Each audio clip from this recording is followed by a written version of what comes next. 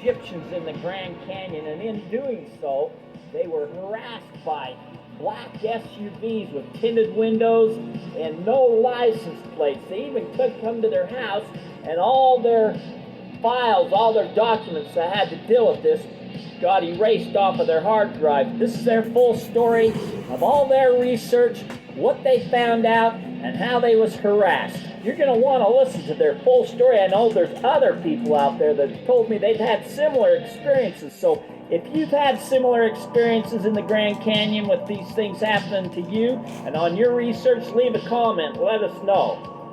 I got a phone call from Dwayne and Donna Woodward, who said that they've been doing a lot of research on the Grand Canyon and the Egyptians in the Grand Canyon. And so, man, that's one of my favorite subjects. And so I've met them out here, and they've taken me on a field trip. But I want you guys to tell what you told me on our field trip here, all your research and how you got involved and all that. With that, hit it. Thanks, Terry, for asking us to come. We appreciate it. We lived outside of St. George, Utah, and one evening I was watching a little thing on TV, and I seen a 3-minute blurb on a thing called Kincaid's Cave in Grand Canyon.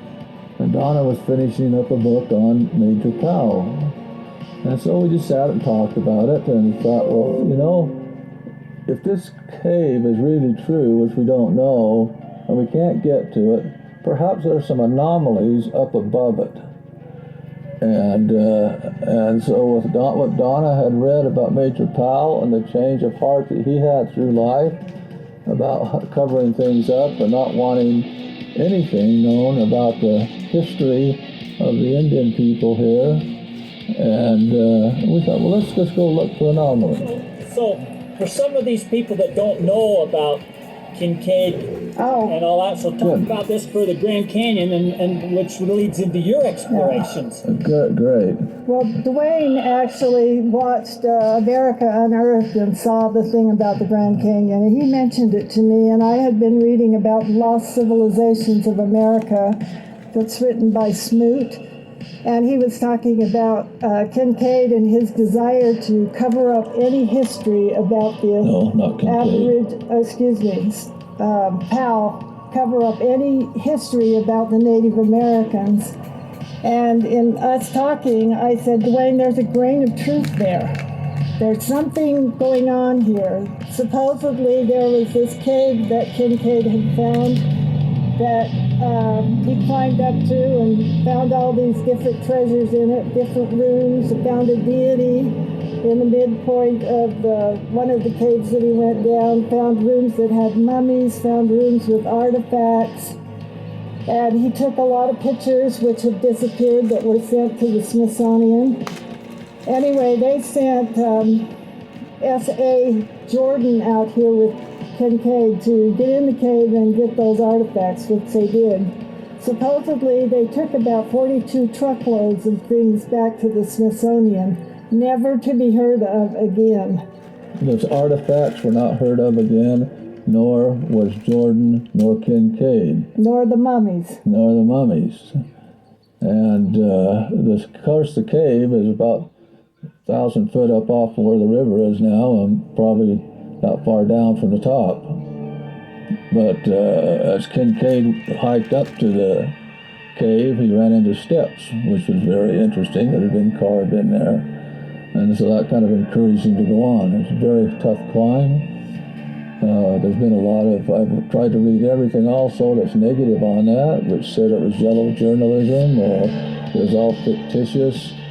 And but through our search as to what Powell did to try and cover up anything that was pre-Columbian, he, in my opinion, and Darwin and other people in the East wanted Darwinism in the schools, and they wanted the land for the white man, everything west of the Mississippi. And so to do that, they came up with I don't know if it was them or someone else, came up with a phrase of manifest destiny, which I think was the belief that everything west of the Mississippi River belonged to the white man. The Indian had no rights because they have no history. So I hear that all the time, manifest destiny. For those that don't know, because I didn't know, What does that mean? My understanding is that Manifest Destiny, there was a phrase that came up with that we don't want the Indians to have any history, because if they do, they got a claim to the land. And so with Manifest Destiny, it said all the land west of the Mississippi belonged to the white man, because they have a history. So anyway, and that became a very big slogan. It was in the papers with headlines, Manifest Destiny, big land things taking place. And this was all justified to take this from the Native people without any remuneration. I know there was a lot of other things going on at that time, but it really stood up through the test of time, and it's still going on today. That saying that the land that was here had no place for the history, had no place for the Indians, because they have no history. And I don't believe that now, after the research that John and I have done. And that their history was hidden, wiped out. That's right. They tried to wipe it out. Everything from taking all the finds they found in the mounds in the Illinois area, and everything they've tried to hide ever since then that was pre-Columbian. And back to the Grand Canyon, the Egyptian or Oriental stuff that's in this G.E. Kincaid cave. Right. And so we've seen some pictures of some things that were in there, and the writings were on the wall, and the writings definitely look like hieroglyphics. And the things that they found in there do look Egyptian. Actually, the book that Powell wrote, at least the first book, he talked about the party that he was going down the river with, that they got off and went their separate ways one day just wanting to explore. And the men came back and said that they had found several writings on the wall that looked Egyptian, and so did Powell find some that were looking Egyptian. He also talked about a cave he found with a deity in the middle of it. Mm-hmm. But as he became president of the Smithsonian, that slowly kind of disappeared. And anything that the Smithsonian had paid people to write before, such as the book that Squires and Davis wrote, they tried to do everything they could to discredit it, because it told of civilizations that were too sophisticated for Powell's taste, because Powell wanted to prove, because he was a they say his religion was almost Charles Darwinist. He did not like his father, who was a preacher, and so he became a Darwinist in a sense, and a Marxist. Well, he also liked Karl Marx, so he was a Marxist also. But he tells about those things in his book, and then he tries to retract it by denying all that, or getting people that wrote them to discredit them, but they know that it's not true. They talked about, he knew about Cahokia, which is a city east of St. Louis, Missouri, I believe, and when they found it, they knew that it had been bigger than London, England at that time. So it had to be a sophisticated society to have that big of a civilization and to have lived there as long as it did. And they figured that they had been there for 100 years or more. So they knew that, and he wanted to keep that quiet. So he did everything in his power to teach the American people to believe in isolationism. That means that these Native Americans were living here on this continent. They never met anyone from any other continent. They didn't see anybody passing through. They just raised up from the ground and had become savages in 1600s when the Puritans and those came along. But because Cahokia was there, it said totally different. So they know that he knew that they were more sophisticated than he had admitted to. Yeah. So anyway, with Cahokia and the finds that we found there also, it went along with the things that we felt that Powell had done here in the Grand Canyon dissuade anyone that this Kincaid's Cave was just nothing but yellow journalism, and there are a lot of things that are on it. I've looked at all the negative stuff too, because I wanted to try and look at this. That is a bunch of the negative, that they say that the newspaper articles from the Phoenix Gazette, that it was just sensationalized newspaper writing, and that it was a bogus story just to get some readership, subscribership, and that there never was a Kincaid, there never was a Jordan Right. involved. So Donna, we wrote the Smithsonian and asked them about Mr. Jordan and Mr. Kincaid, which we thought they worked for them. And they came back to us and said that they never worked for them, they never knew them, and they never existed. Well, Donna's a great genealogist. It piqued her thing there. And so she dug in, and she found that Mr. Jordan did live, and he lived out of England, and to what we found, he was on loan to the Smithsonian, and that Mr. Kincaid was born in Idaho. Now, we know that because Donna found it. And now they have conveniently taken that off of the genealogy sites. It's no longer there. I have looked it up. I have done everything. And Did you happen to get copies of it before? That's the only thing I wasn't thinking when I did it, and I should have, because it was there and now it's gone. So anyway,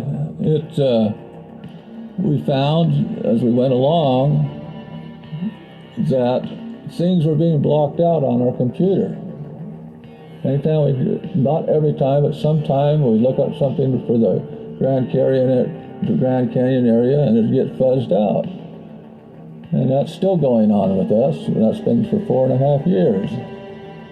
And I think it's just because, with all the research we've done, that we can 80% prove, that the Hopi Indians have a history.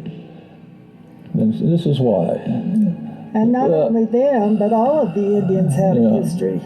And the only ones I know for sure are about the Hopis, because I've met with them.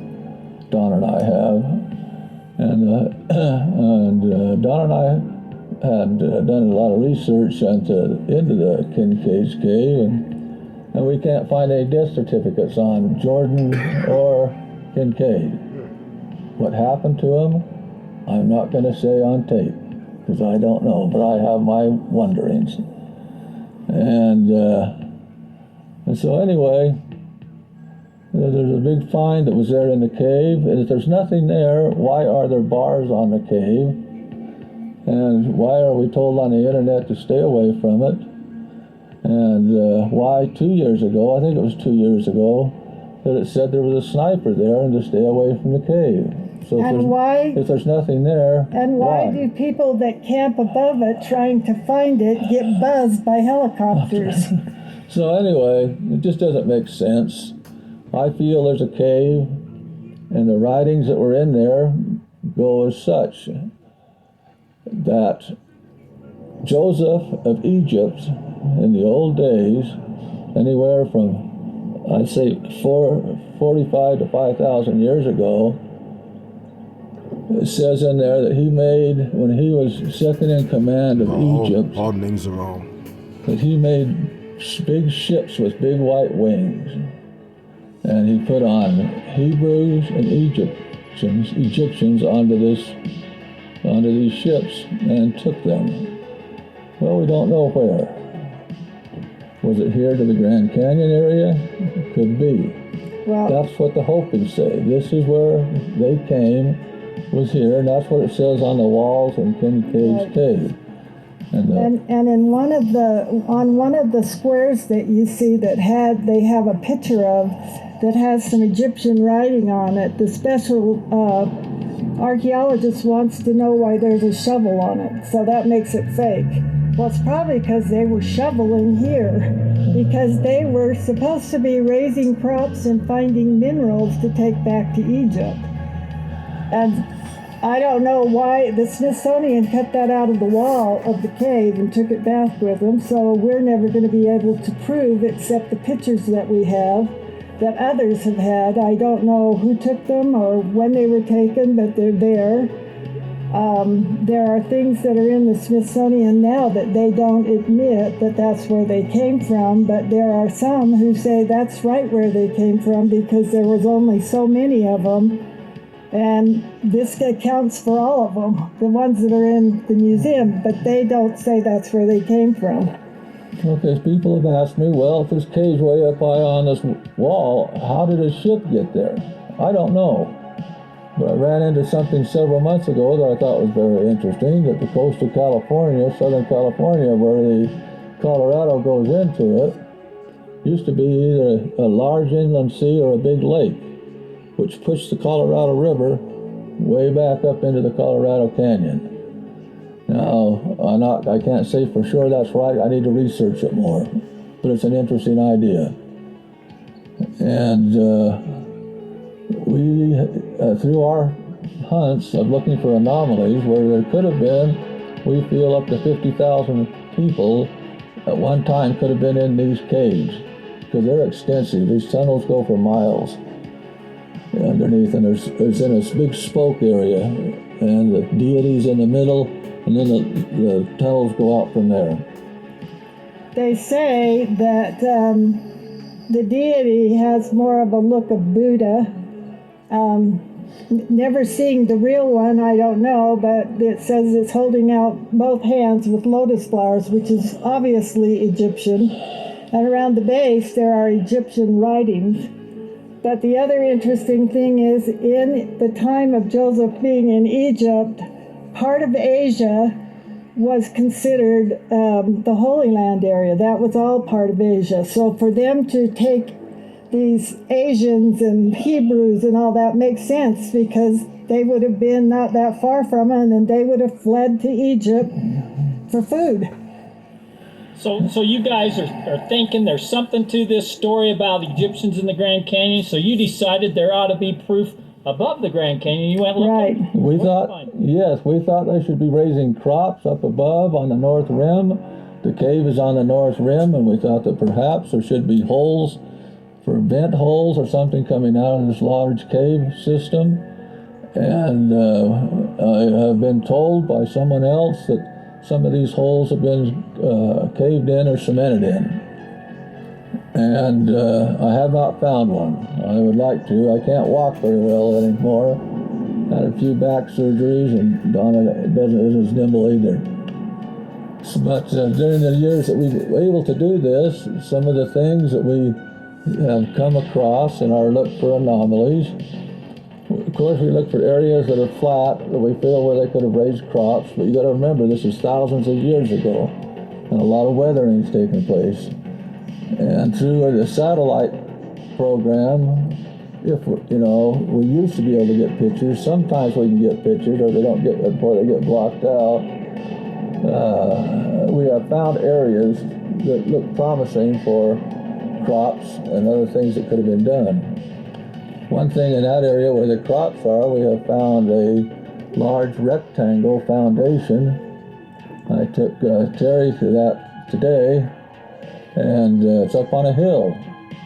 And Terry made an observation that perhaps that hill was made. That's what it looks like to me. It looks man-made. Either that, or it was a big, large structure that's caved in on top of itself. Yeah. It looks like man-made, and we found, and we left it there. It's still there.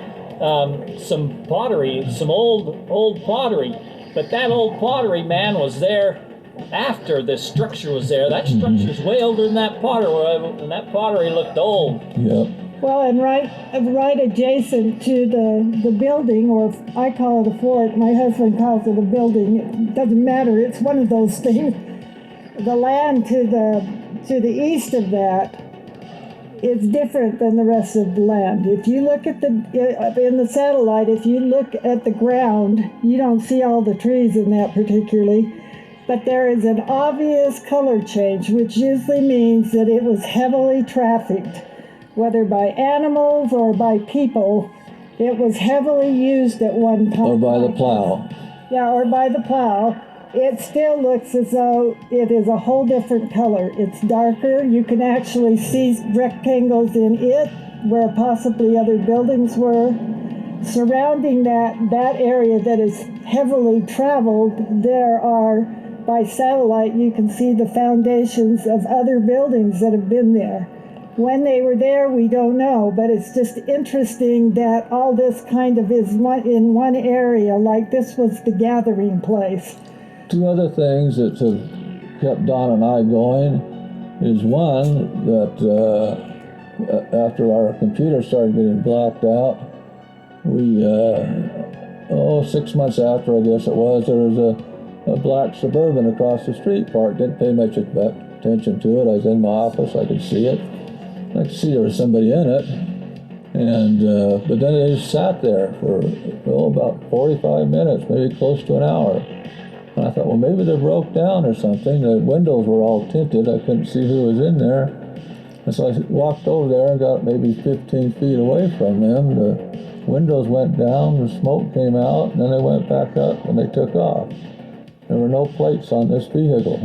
And you're saying that it's about that same time you had photographs of this area of things that you'd been seeing that was on your computer, and about that same time them photographs disappeared? That's right. And there are certain photographs that we looked at that they aren't even on the internet anymore. They used to be on the internet showing parts of Grand Canyon, but right now they've put pictures there, and I could pull those in and look at them, the minute details about it, and find things on them, and you can't do that anymore. You can pull it in so far and then they have it blurred, you can't see it anymore. Yeah. And we have found that now if we see something, if we're able to catch something, that we have to take a picture of it right then. If you go back within 30 minutes, it's gone. Very interesting.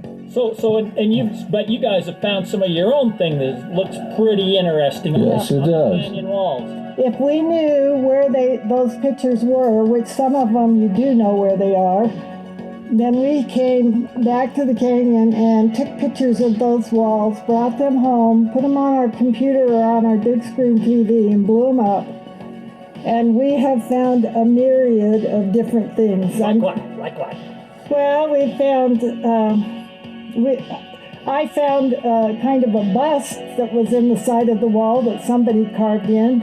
My husband found kind of a statue that's at the point of a canyon down. Now, these don't look like the statues you see in Egypt, but I don't imagine they brought their best sculptors in that. They had to use what they had. However, the statue, the base on it, what caught my eye on it was the shape of it. And it's the shape that I'd seen in pictures of different statues in Egypt, and it matched. And so, and there's a statue that's been weathered for a lot of years on top of it. And you're talking a lot of years, you're talking thousands of years. Thousands of years. Right. When I actually blew the statue up is when we really started finding things. We found on the one shoulder there's the all-seeing eye. More in the thigh area there are some buildings that it looks like hieroglyph buildings. To the side of that there is the head, the shape of a head of a pharaoh. We assumed it was probably painted at one time. We just call these people or these statues whatever we want. Yeah. And right next to him is what looks like the queen, and she has her hat on with a medallion in the front of it, like they used to have snakes there. I don't know if they had any other thing at that time. You can see that her ear's been carved. You can see where the eyes, they had poked something to make the eyes at one time. These things that we have found are just several feet below the top of the canyon. Yeah. So it was able to come over the wall and people could have carved these things. It was interesting, we brought a geologist out that had a minor in archaeology, and he'd been to Egypt. And I took him to this place where some of these things, in this one area that we found more things there than anywhere else. And so I took him out, I said, shut your eyes, I don't want you to see until I tell you to open them. And so I stood him there so he could see where the statue was. I said, okay, open your eyes and tell me what you see. He says, I'm in the Valley of the Kings. He says, that's how they do it in Egypt. At the point of two canyons, they always put a big statue to say, this is ours.